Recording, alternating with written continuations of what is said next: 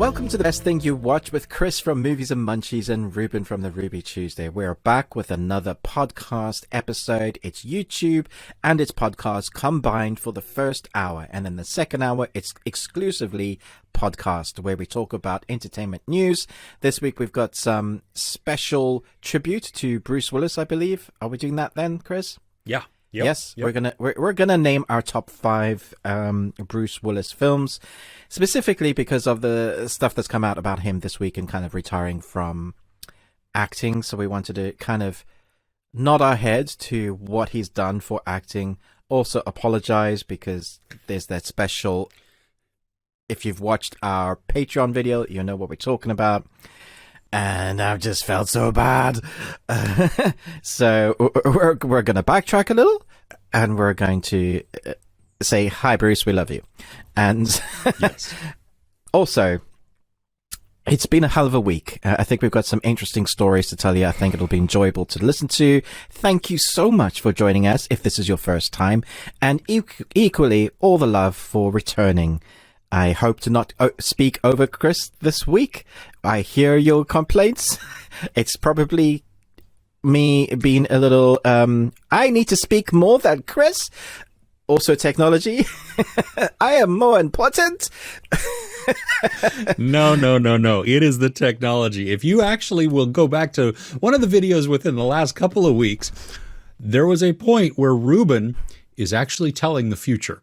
He could answer a question before I asked it because the technology, he's on one continent, I'm on another. Well, you're on an island. I don't know. Are you on a continent? I don't know. Is UK considered a continent? Don't ask me where I am, Chris. Okay, I have no knowledge of geography. I could be in Timbuktu.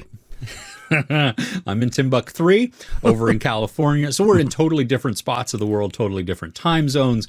You know, internet is wonky. So apologies. If we do talk over each other a little bit, it's mostly the technology. There is a little bit of delay sometimes. And it's funny because we may not actually see a delay in what we see as we communicate, but when the final product is there. And so we try to edit that out as best as possible, but there you go. Okay. Yeah. Housekeeping done? Yeah, pretty much. Cool. Okay. Want to say congratulations to, because we asked a question last week. I asked a movie quote question as to what I speak good. What does the dodge, dive, dip, duck, and dodge? What is that film? And Master Onion North guessed correctly. Congratulations. It is, of course, Chris. Dodgeball. Dodgeball.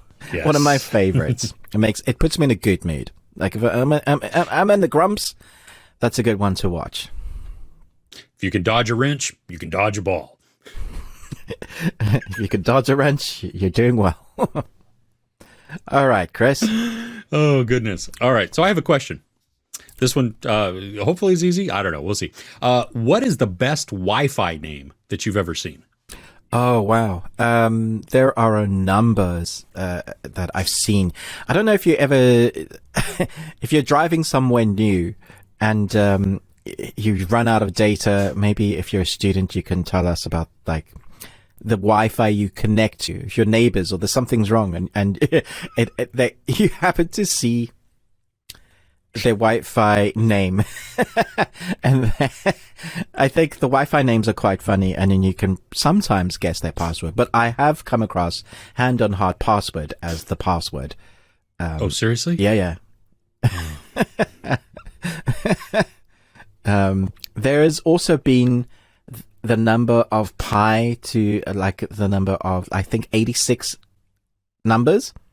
So it literally was painted on a wall that if you could type in this, you can have free Wi-Fi. But that's a lot of dedication. If you don't give up before then. Yeah, like, hopefully it just saves it then from ever. So what's the best ones you've seen? Well, okay, so I'll tell you what mine is. Mine is, it hurts when I pee. Ouch. So the last is I and P. Okay. But yes, and my son and his wife, theirs is, unless they've changed it, the Elders of the Internet. Nice little IT crowd reference there. So yeah, you know, I've seen Mr. Rogers' Neighbor Hurts. That's awesome. You know. Hot Cheetos. That's one actually near us. Okay, so I don't know what that means. I'm gonna challenge myself and see if I can freak out my neighbors, because they definitely can see a Wi-Fi name, because I can see theirs, a number of them around here. So we'll see if I can make a really creepy one. See what they say. Nice. Outstanding. All right. Nope. What are some of your names? What's your Wi-Fi not your password. We don't care about the password. But what is your Wi-Fi network name? I think that would be fun. If you've got something unique or crazy, or you've just seen one that's really off the wall or gross or whatever, I don't care. Yeah, put that in the comments. That'd be fun to see. Yeah, your Wi-Fi name and your IP address, please. Yeah. I don't want the IP address. I don't care. But hacker Ruben over there, Let's see what I can do. Oh, goodness. All right. This has been a week, hasn't it? It has been a week. It's actually been a tough week, I think. Not just with entertainment. It just felt like a long week. I don't know about you, Chris, but I struggled this week. Yeah, I did too. Especially as we got towards the end of the week, the week, you're right, the week was long, but as we got towards the end of the week, because I had already seen a lot of the content that was coming out later in the week, I was watching some of the stuff that was actually coming out at the later of the week. And I haven't had a win yet. It's been disappointing. I need a win. So we'll see. I started a show that I have seen. The second season just came out. And so I'm cautiously optimistic that this might be okay. It's not great. I know it's not great, so that's fine. But if it's just okay, I better not be the one I'm thinking of, because I love the first season.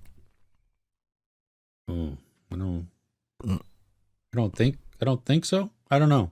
Okay. What do you think? Okay. Mine is a Spanish series on Amazon Prime. No. Okay. Yeah. Cool. Okay. So we're all good. Yeah. All right. So what tops your list this week? What tops my list is going to be, I don't even know if you've seen this film. I'm going to show it to you. Can you see that? Oh, I can't see all of it. No. Let's try. See here. Let me. Pakt something or other. Yeah. Okay. So it's called Pakt de Wolfe. So. Wolf Pack. Yeah. Brotherhood of the Wolf. Oh. Yeah. It stars people you haven't heard of. Okay. And Mark Dacascos. Why do I know that name? He's recently, back in the 90s, he was in all loads of action martial art films. He was 90s star for martial art films. Okay. Recently, he's been in John Wick 3. He was the big fight at the end. He was the bald dude. The dude, yeah, the bald dude. Yeah. Okay. So Pakt de Wolfe, it's very hard to get you. I believe in the US, it's on Amazon Prime, so if you want to check it, you can go and watch it. But in the UK, Brotherhood of the Wolf, you can't buy on Amazon. You can't, it's very hard to come by. And a word of warning, try and get a copy that has the original language with subtitles on it, because I had to watch the dubbing, and the dubbing isn't great. A couple of the actors do speak English, so they've dubbed their own voices in English, if that makes sense. Oh, so they spoke in their original language, which I think is French. Oh, it also, Monica Bellucci's in this, so Vincent Cassel. So there's a few that you might know. Oh, sure. Yeah. This is a weird ass film. You think it's one film for the first half, and then I can't even read the synopsis because it's not in English. Have you got it up there, Chris? I do. Yeah, in 18th century France, the Chevalier de Fronsac and his name. I apologize to all of France for that. And his Native American friend Mani are sent to the Gévaudan province at the king's behest to investigate the killings of hundreds by a mysterious beast. Yeah, so they think it's a demon wolf that's killing specific, mostly poor people. And it's spaced over an amount of months. And so these two that are essentially taxidermists for the king, They've traveled around the world a lot, and they've like stuffing animals. You have this one guy that seems to know a lot of fighting skills, and the guy that's with him, who is Mark Dukakis, who doesn't have a lot of speaking lines. I believe, I don't want to get this wrong, but I think he plays an Indian. Okay. Yeah, because he has long hair, like an Apache Indian. I don't know what parts, like, I'm not saying he's Apache, but he's Indian, he's got this makeup, but he also fights like a mixture between someone that knows how to use tomahawks, but martial arts with that. So, like, don't shout at me in the comments that I've seen it 2 or 3 times. I just remembered that recently. It's like, I saw someone review this on Facebook recently. It's like, I remember that film fondly. I'm going to go back and watch it. So I hunted it down. And I'm not sure I love it as much as I did when I first watched it when I was young. However, I've still not come across a film like this, because it comes with that imagery that's set in like 1800s, I think, and you have highwaymen, very wet, very dreary, monster. Then you have like very sexualized content. Then you have martial arts, and then the second half of the film is a revenge sort of story. So it goes from one detective interesting story, and then you build on that, and it's quite long. I think it's like 2.5 hours, and then it goes to months. It's so unique and different. I was like, I still don't think I've come across a film quite like that. In the 90s, they used to do that sort of thing. Tarantino, you know, he would start off in a kidnapping film and then end it into a vampire film. You know, people just don't make movies like this anymore. And so this was refreshing. It's the director's cut is 150 minutes. So that's the one I watched. Wow. Yeah. It's an epic. Okay. Like everything about it is epic. Real life, costumes, real life, prosthetics. Kind of. You can see where they've used blood and where it's been replaced with something. I don't think there's any CGI in it. I think it's all like in camera. So nice. You know the painstaking effort they went through it. There's a lot of sort of slow-mo to make everything like really epic when they're fighting in the rain and it's like that's classic 90s. But after a while you understand it is the technique that they've wanted to use. It's very atmospheric. Comes from the director who directed Silent Hill. So if you like the way the Silent Hill movie looked, you're possibly going to like this more. So I thought I would bring this to everybody's attention because this is a different one. Not a lot of people are going to have heard it or watched it. But Brotherhood of the Wolf. Check it out, peeps. Well, in the U.S., it is on AMC Plus. Oh, nice. So that's one of my subscriptions. So, hey, I can I can check this out. There you go. Oh, nice. So, okay. So what's on the top of your list?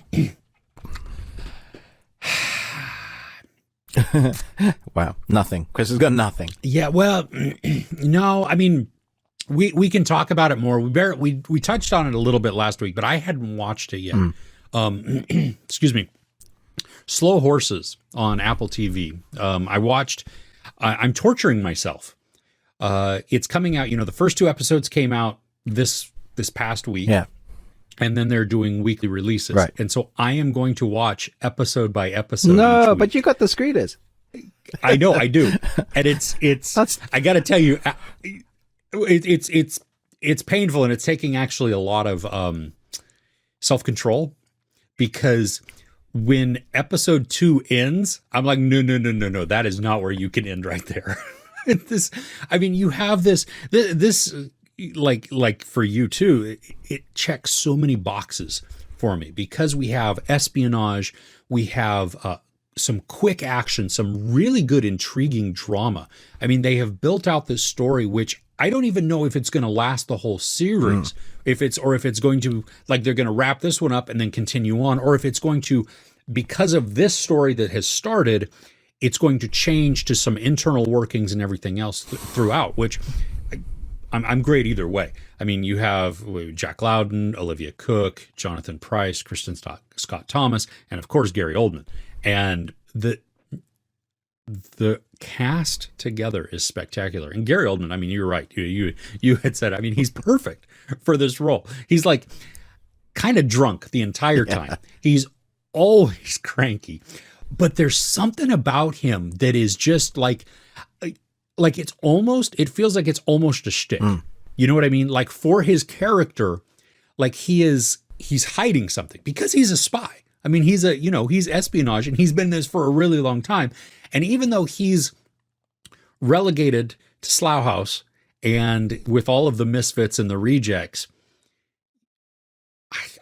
there's something else in there that it's like, I'm hoping. So I don't know. I mean, it's the first 2 episodes though, that first opening scene of episode 1 was crazy intense. Yeah, it was. What a way to open it. It really was. Yeah. Like my heart rate and my adrenaline went up, but not like immediately. Like it just went, and then it stayed here. And it's like, and he's just the chase through the airport, just all that's going on, and I'm like, I don't know what, this is just exciting. And we have no context. That was the other thing. What a great way to start without any context, and yet to get me fully engaged in what's going on. Oh my goodness. So, super funny. Yeah. Super funny series. Yeah, I did laugh quite a bit. Oh, did you? Okay. I got to tell you, what were you laughing because at? Of just it. It's not like belly laughs. It's those little something like that. That there's a line here or a look that happens, or it came across just in the right snarkiness that combined with the British, where it was like, yep. I love this. I mean, I think too, because I love British shows, this has even a higher spot in my heart, I mean, but I think even if you don't gravitate towards British shows, the storytelling so far is so good. It's tight. It's very engaging. They're building out a really good story, and they're giving us many different facets and directions that are going to culminate into something crazy. And so I won't spoil it. Thank you.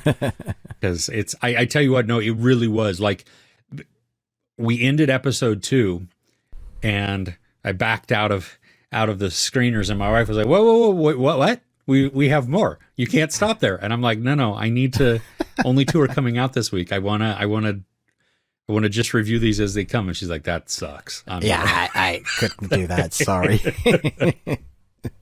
I was not waiting for that moment, especially on that cliffhanger. Oh, goodness. Yeah, no, it is like it, which I don't know what I'm with everybody else. Where are you going from here? And because of what happens and what is shown and what is not shown, I don't know how serious something is. Yeah. Is this, it looks serious. I mean, that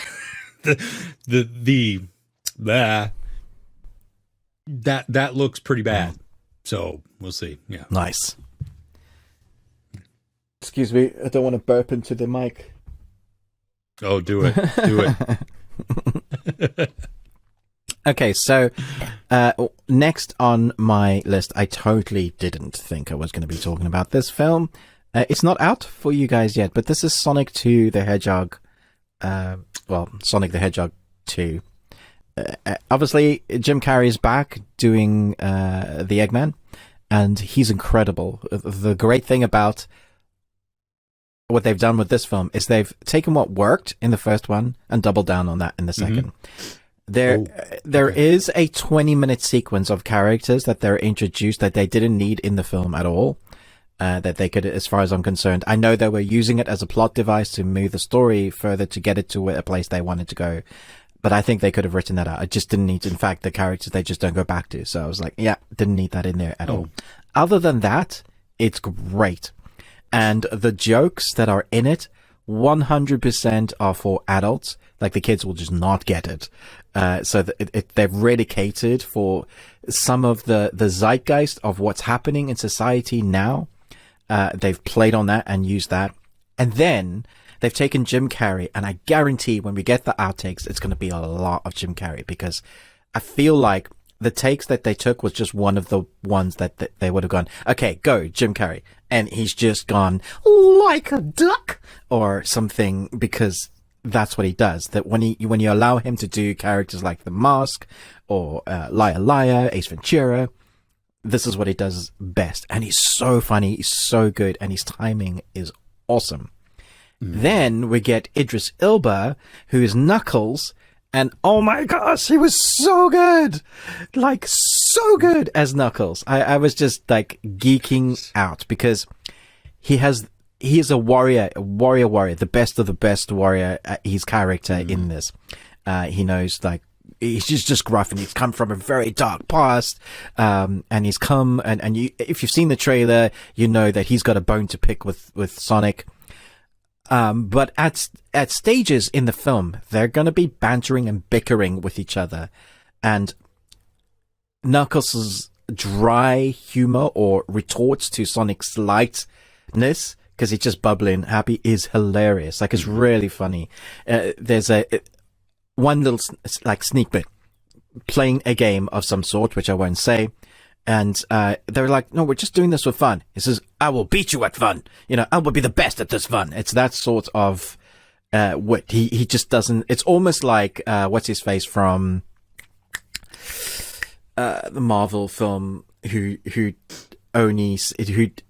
jokes just go over his head. Drax. It's almost that sort of character.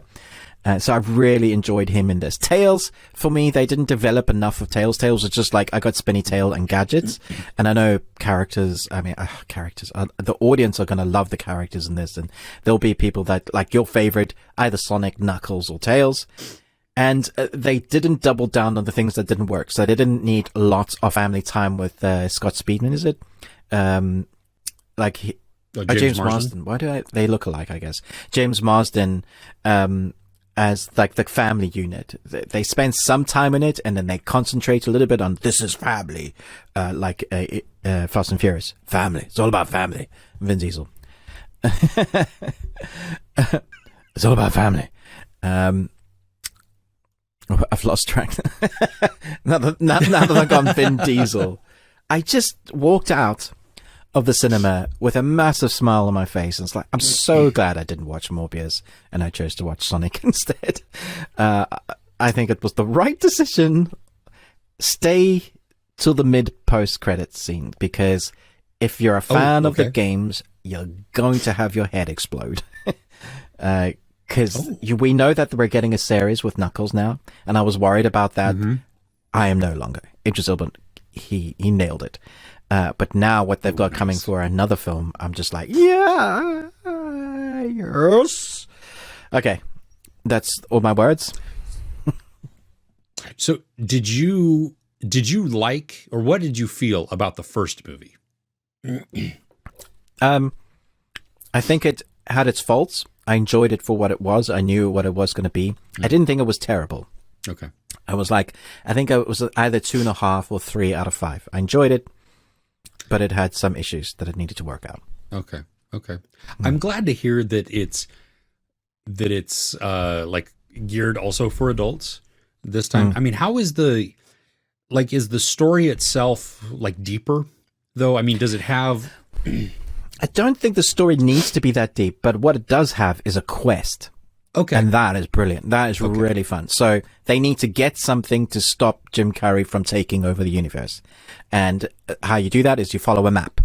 And so they're all racing against time trying to get there. That's all I needed. Like, I didn't need more than that.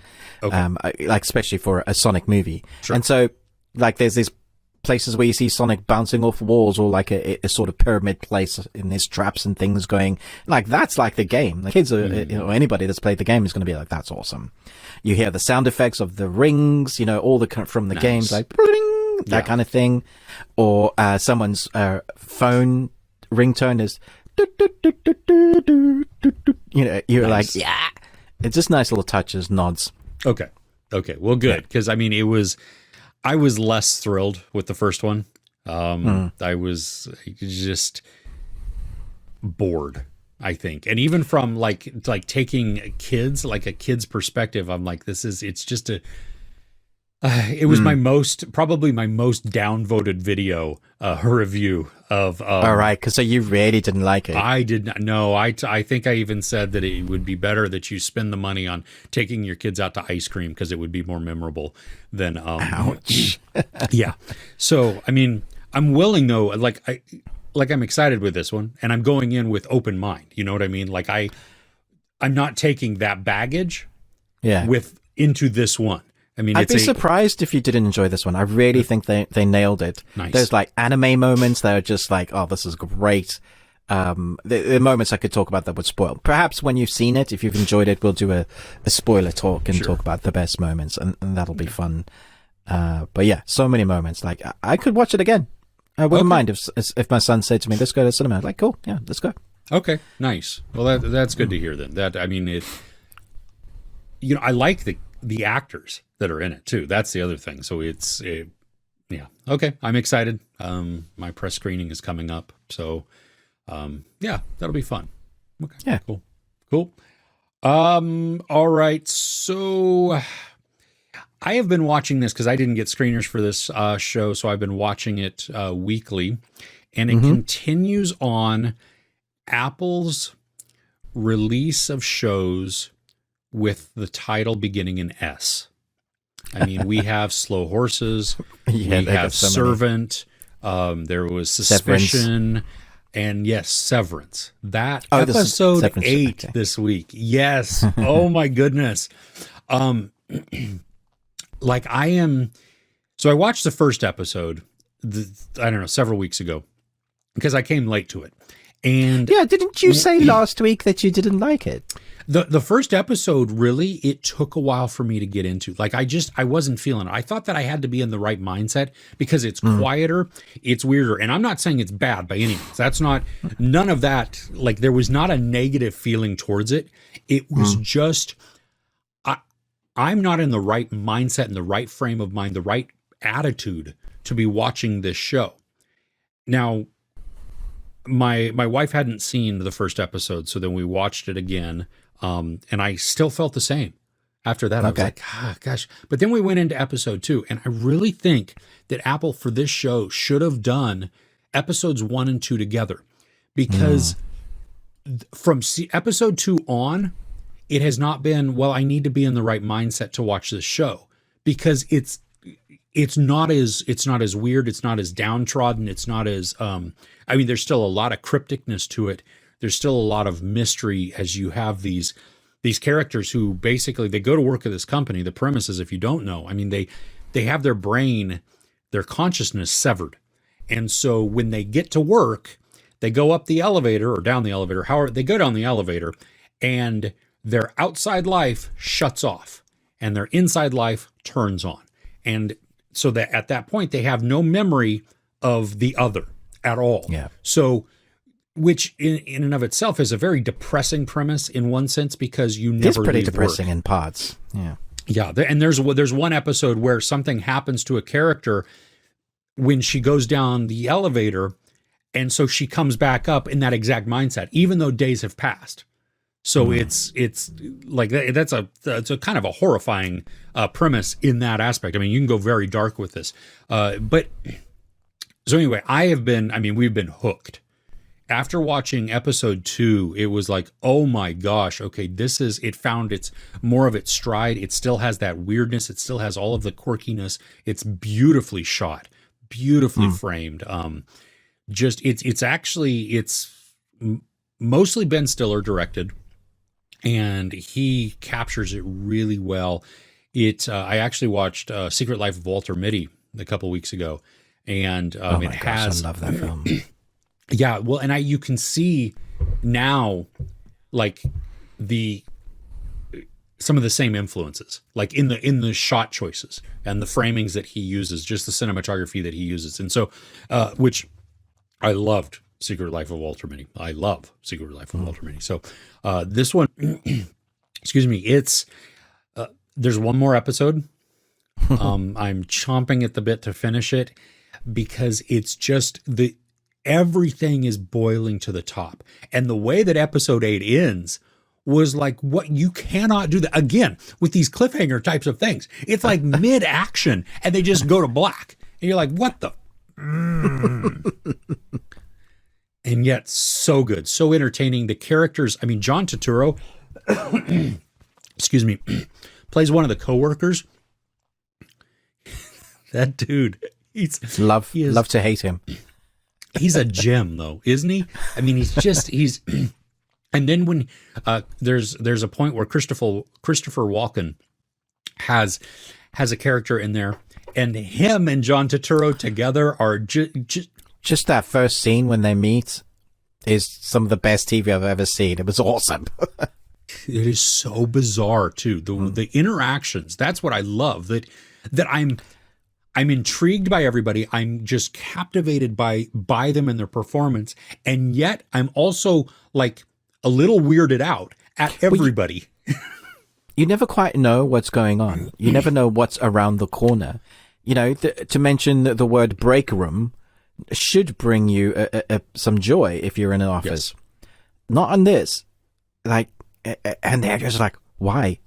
Why is that so scary? Why is the break room scary? Now, I don't want to spoil it, but there's things in this it's not, the office is not right, man. Yeah. Well, and even like the wellness sessions, you know, please enjoy these equally. What does that mean? 10 points off. What? Yeah. Are we in Gryffindor? What's going on? Yeah, you can't even, you can't, there's certain key things you're not allowed to say, apparently. Yeah. Yeah. So this is, if you have Apple TV, actually, if you don't even have Apple TV, I think this is one to get it for. This show, and Apple has actually been killing it. Because I know you had mentioned Pachinko. I've seen the first 3. Oh my Got to watch the episode 4 that just came out because I didn't get screeners for that either. And it is just like, whoa, so good. So they have, I mean, Apple is up in their game big time. Yeah. They're, yeah. So anyway, okay. So I've got, for my 2 top best things that I watched this week are Slow Horses and Severance on Apple. Yeah, man. They've been kicking ass. I'm just so impressed with what, I mean, let's mention a little bit just before I talk about my final favorite thing, just how much poo we've had. Like, The Bubble, with that cast, I expect it to be awesome. Judd Apatow is a bit hit or miss for me. Sure. I don't like all the things, but normally I can tell. I thought I could tell. And I thought, oh my, this cast, this is going to be great. When I saw the trailer for the trailer, so I didn't see the actual trailer of the film. I saw the trailer for the film that we're making. I was like, whatever it is, I'm down because I want to see that movie. It's like a Sharknado franchise with a budget. Yeah. Yes, exactly. Yeah. So I was down and I was so disappointed with this film. I can't tell you how sad I was. It just pissed me off. I switched it off and then I had to come back and my alarm's going off telling me to wake up. Sorry, audience. Yeah. I hope that totally came through because I could hear it, and so I'm. You could hear it. I could hear nice. it. Yeah. Yeah. What did you think of the poo? Yeah. Well, it was poo, and it was a waste of time. And I actually, because they didn't give me screeners, they were supposed to, and then change their mind, which is probably a bad sign right there. But so I stayed up on Friday night at midnight till well after 2, watching this and just getting more and more disappointed as it went along. There were moments that I smirked. You know, there were things that there were parts that I enjoyed, little bits here and there, but on the whole, I was just so really. And you're right. I want the movie within the movie. I want Cliff B6. Looks so much fun. Yeah, ridiculous, absolutely ridiculous. And there was this. It's actually shocking at how unfunny The Bubble is. Yeah. Like, despite me having a couple of chuckles for 2 hours and I think 6 minutes, the jokes don't land. They're so dry. There's pauses when they do a joke or a skit because I think they're waiting for the audience to laugh so they can carry on. but then it's just dry because nobody's laughing. Yeah, no, Like, it was, yeah.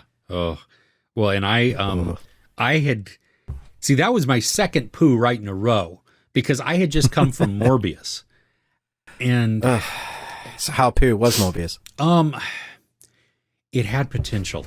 That's what bothers me so much. And See, that's frustrating, isn't it? because, it was supposed to come out, what, in 2020? Yeah, 2 years ago. Yeah. And then it just kept pushing back. So here's the thing. With all of that time and delays, you could have reshot some things. You could have re-edited it. You could have touched things up, made them clearer, whatever it is. I mean, the CGI, there are parts of the CGI that look great. There's this climactic battle, though, that you literally have no idea what's going on. Like, it is just, it's literally right here in front of your face, and it's just a blur of grays. I hate it when they do. Why do that? You're wasting millions for something you can't see. Yeah, no, it was terrible. Because it's going to cost millions. Oh yeah, no, totally.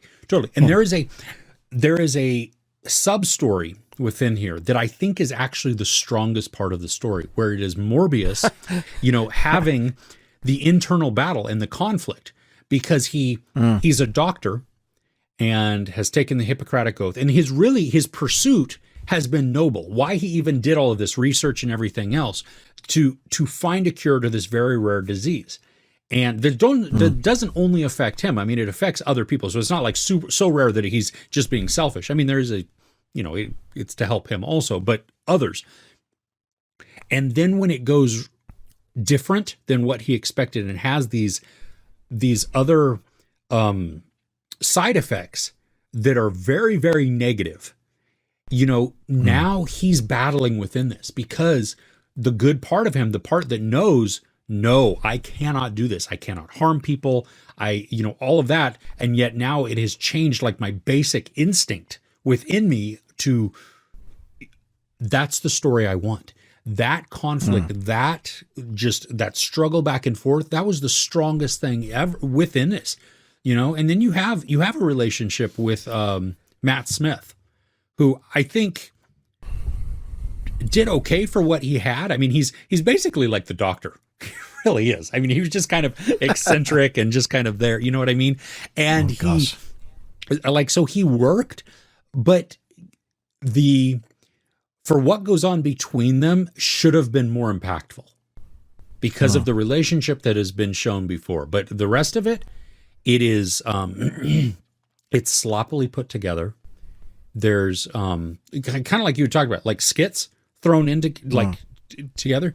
There are like scenes put together, but not cohesive. No, there's two FBI agents who come in and they're distractions. Like, they literally don't add anything to the story.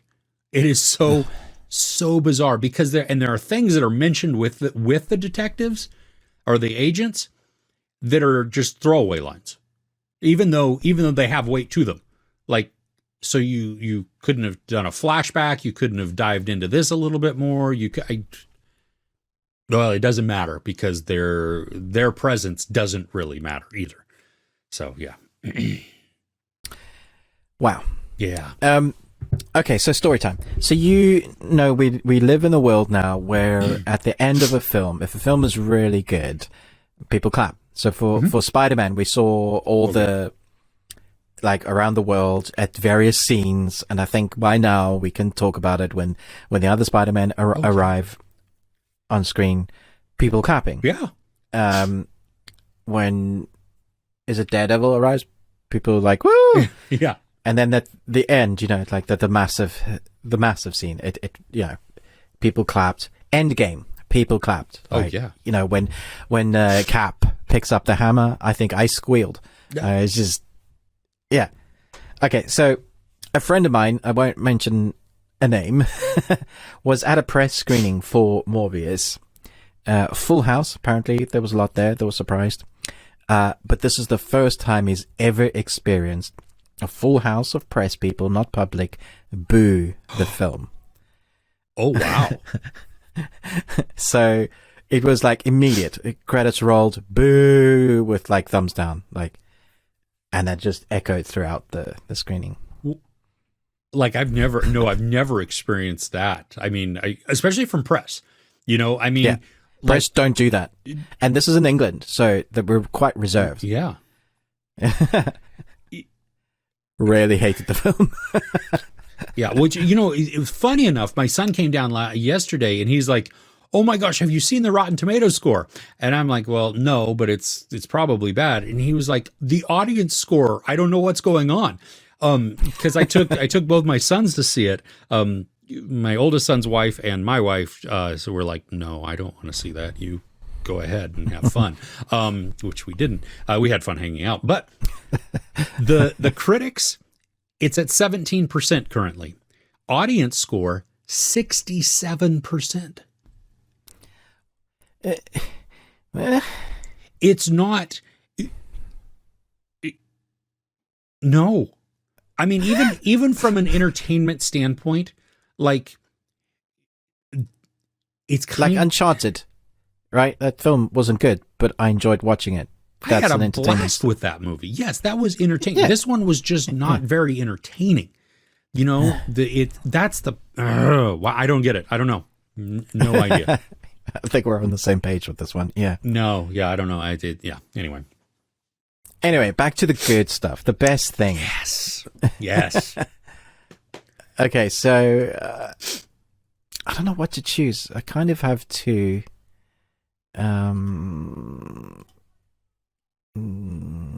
How are we doing for time? We're okay. We're okay? Okay, cool. So, I think I mentioned last week that there's a new Korean series coming out called Tomorrow. And what they do with these type of ones, when they buy the license and they slap their Netflix original, what it actually means is it's coming out sort of the same time around the world, probably in Korea. And so it comes out on the Saturday and Sunday. So you get 2 episodes over the weekend, and then that'll keep running until the 16th episode. And so it's 16-hour-long episodes. So you got to invest your time. So normally what I do is I'll test the waters. I'll watch 1 or 2 episodes and then see if I'm hooked, then I'll carry on. I'll put it on my watch list.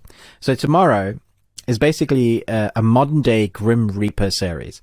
So there's this society that has different sects within the Grim Reaper organization. It's a big business. I was thinking of the Ryan Reynolds film where he dies and he comes back as a cop. Oh, Ripped. Yeah, Ripped. Mm-hmm. Yeah, something along that lines, but this is much more reserved than that. And I can understand what one of the characters are saying. Because it was a Jeff Daniels. I never understood a word he was saying. Okay. Anyway, so there's one particular Grim Reaper group and one main protagonist that doesn't actually want to reap, wants to save, which puts a whole spin in it. And they unfortunately have the highest suicide rate in like the country on the world. So there's like 40 people a day trying to commit suicide. Wow. It's 15,000 a year or something. And so her particular group is looked down upon because that's not what reapers do, right? You go and reap the souls. And there's lots of sci-fi fantasy in this. It's pretty cool. The way they use it looks like it's got a fairly big budget. Some of the stuff that you see at one time, you go into someone's memory and you get to see how warped that is, and you're not allowed to be in the memory. So it's warping and breaking, like it's disintegrating, trying to push you out. Very cool effects. The way you see the Reapers themselves move, but they're all wearing suits and quite smart. Anyway, our main protagonist is about a guy that tries to save someone from jumping off a bridge. He ends up falling off the bridge himself. And ends up in a coma. And so he's given an ultimatum. Either you stay in the coma for 3 years and then you wake up and your life is just nothing. He can't get a job on Earth. He has no place on Earth. His mother's worried about him. Or he can have 6 months as a Reaper and then he can get a placement and a job of anywhere he likes. That's the kind of reward system for him. So he's like, okay, fine. If this is not a dream, then obviously I'm going to take this. And so it's this weird divide between really serious theme to quite quirky comedy. Because if you've seen some of the Korean content, they often have this light humor, slapstick. Sometimes it doesn't quite work and it comes across so cheesy and you're just like, I don't know if I can watch this. But this I quite like because the theme is quite dark. You know, that's heavy stuff. Yeah. That you even follow a couple of the stories where people go along, and I think that's probably what they're going to do with each episode, is follow someone and try and help them from making their life better. They have this app which says what percentage a person's depression is at and how close they are to just trying to take their life. And when they get to a certain percentage, they got to go and help. So I just thought it was really unique, different. I like the twist on the, I'm not going to reap you, I'm going to try and help you. So I'm down to watch more. It was really fun. Nice. Okay. And that just started this weekend. Is that? Yeah. So today, right now, in fact, the second episode aired. Cool. So you can go and watch 1 and 2. Okay. Yeah, right on. Well, I'll have to give that a try. That'll be fun. Okay. Do you have anything else? I do. I have two. I'm trying to decide what so Moonknight came out this week. And I enjoyed it. Like, I had fun with it. I think Oscar Isaac is doing a really good job. I have no idea what's going on. Which is kind of a weird thing. I was talking to my youngest son about this, and he's big into Marvel. He loves it, and he reads some comics. I don't think he's read this comic, but all of the other Marvel shows that we have had on Disney have been established characters already. You know what I mean? And so this one, as episode 1 ends, I'm not any more in the know than I was when it started. So I have this dude who he's meek. He's just kind of mousy. There's something going on because he chains himself to his bed every night. He wakes up at one point and then he blacks out and then wakes up again, surrounded by dead people that he has just killed. And then he has a voice inside of his head that's calling him a different name. The Egyptian lore within this, I love. Oh my gosh. I'm like, yes, I want this. I want them to dive heavy into the mythology. I want to soak this up and eat it up. Because it's not like things that I am aware of, you know what I mean? That's just my own little selfish thing here. Like, I'm very intrigued by all of that, and so I want more of that. So Oscar Isaac is doing a great job. Ethan Hawke as our antagonist-ish, maybe. I mean, he could be a hero or an anti-hero. I don't know yet. He's subtle and weird and quiet, and I like him also. He has a really cool tattoo that does some wonky things, and that's, it's kind of brutal there. The show was fun. I mean, there was some good action scenes, and they use this, it's not really a strobing effect, but it's kind of a strobing effect. I mean, it's not like bright light happening, but when Oscar Isaac will either jump time or he'll black out for a second and wake up, with like either a few seconds later and he has done something really crazy, or it's like minutes later or whatever. I